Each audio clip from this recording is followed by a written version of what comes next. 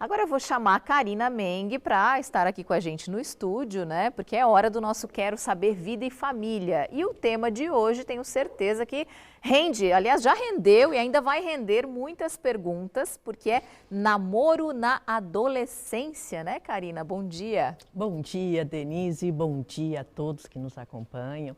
É um tema aí bem interessante para a gente trabalhar, porque os pais têm muitas dúvidas de como orientar, como proceder, como agir com os filhos adolescentes nesse momento que começa a despertar aí o interesse e os relacionamentos. Perfeito, vamos para a nossa primeira pergunta da rodada, aparecendo no telão, essa veio de Tubarão, quem mandou para a gente foi a Helena. Ela diz o seguinte, tem um filho de adolescente, né, e que a cada 15 dias fala de uma menina diferente.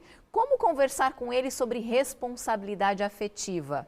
Olha, é bem interessante essa pergunta da Helena, porque no despertar da adolescência, de fato, a gente acaba sentindo muitos sentimentos que nos confundem. Então, é importante os pais passarem essa orientação de como a gente deve proceder e principalmente o cuidado com as pessoas que vão estar envolvidos aí nesse círculo junto com os adolescentes. A responsabilidade afetiva traz sobre a empatia, como a outra pessoa se sente, como a gente gostaria também que fosse tratado com relação a determinadas situações.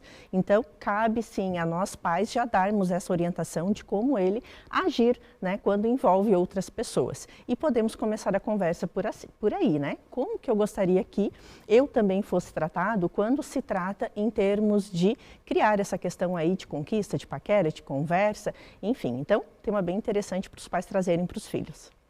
Bacana, gostei desse termo, responsabilidade afetiva. Muito legal, né? A gente ensinar o respeito, principalmente.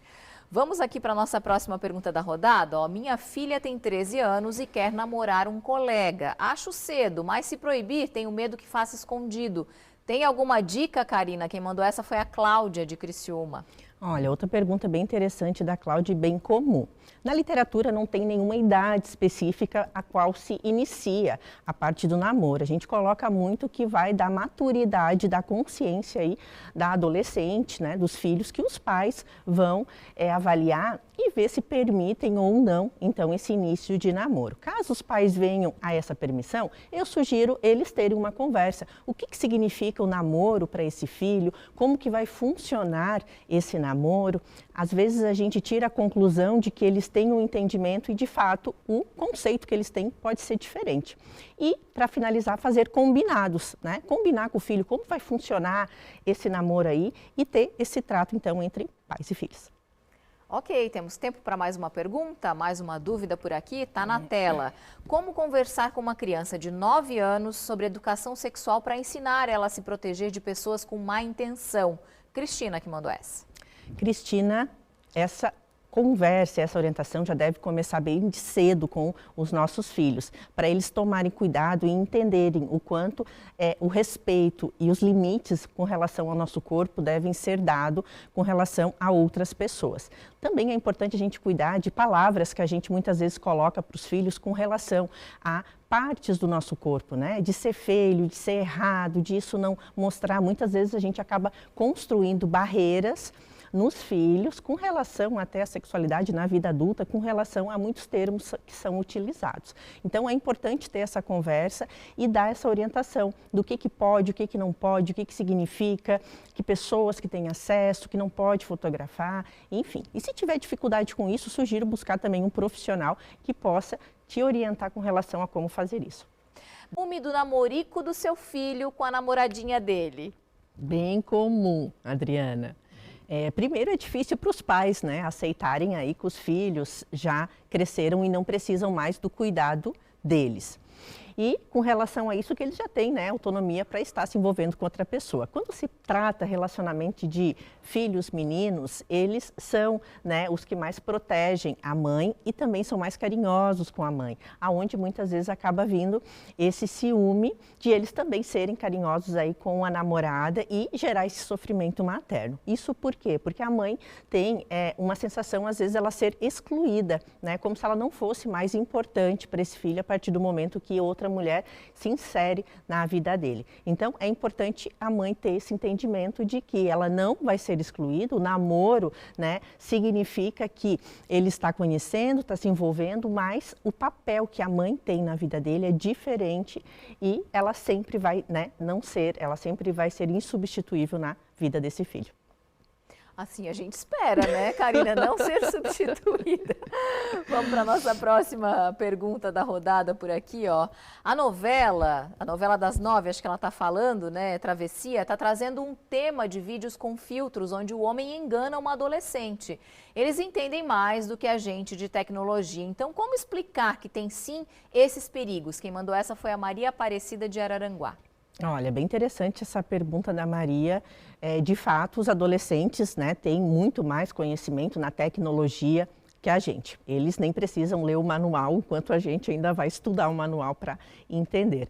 Mas o que a gente tem que entender é que nós entendemos muito mais da vida e como funciona do que eles. E eles não têm, muitas vezes, o entendimento, né, que existe pessoas, sim, com má fé, e o cuidado que tem que ter com relação a essas pessoas, não só no ambiente virtual, mas também no mundo real. Isso está, né, exposto a acontecer com eles. Então, com relação à parte de celular e conversas, a sugestão é que os pais, né, sempre orientem os filhos de que eles sempre coloquem, quando uma pessoa estranha chama para conversar, que só podem dar continuidade nessas conversas a partir dos momentos que os pais também autorizam e sabem quem é essa pessoa. Que hoje no mundo virtual é muito fácil a pessoa manifestar ser quem ela não é.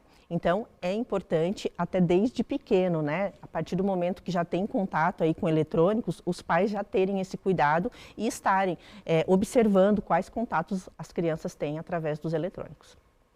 Perfis falsos, né? Infelizmente isso é muito comum hoje na internet. Vamos dar uma olhada na nossa última pergunta por aqui, ó. 1 minutinho para responder essa. Nunca conversei sobre sexo com meu pai, mas quero ser diferente com meus filhos. Como começar essa conversa sem constrangimentos? Quem mandou essa foi o Pedro de Sara. Pedro, o constrangimento é inevitável quando se trata desse assunto, ele vai existir, mas ele não pode ser um impedimento para esse diálogo. Esse diálogo é importante, sim.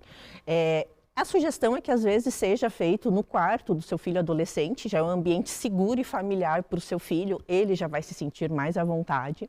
E você muitas vezes pode começar essas conversas através de séries, filmes, livros, aonde de uma forma leve traz o tema da sexualidade e você aborde, né, falando sobre gravidez na adolescência, doenças sexualmente transmissíveis, enfim, vários, né, aspectos que envolvem todo esse tema. Não precisa ser uma conversa formal, eu acho que isso é que acaba criando mais esse distanciamento. Também não se preocupe de ter todas as respostas. O importante para o seu filho é sentir que você está ali e que você está disponível para auxiliar nas dúvidas, né, e dificuldades aí que ele possa ter no decorrer disso e estar sempre presente, porque a consciência é que vai fazer muita diferença na vida dos adolescentes. Tá certo, Karina. Obrigada mais uma vez pela tua participação aqui no nosso Jornal do Almoço. Se você quiser contribuir com sugestões de temas aqui para o nosso Quero Saber Vida e Família, o número já sabe, né? Já deve ter salvo aí nos seus contatos.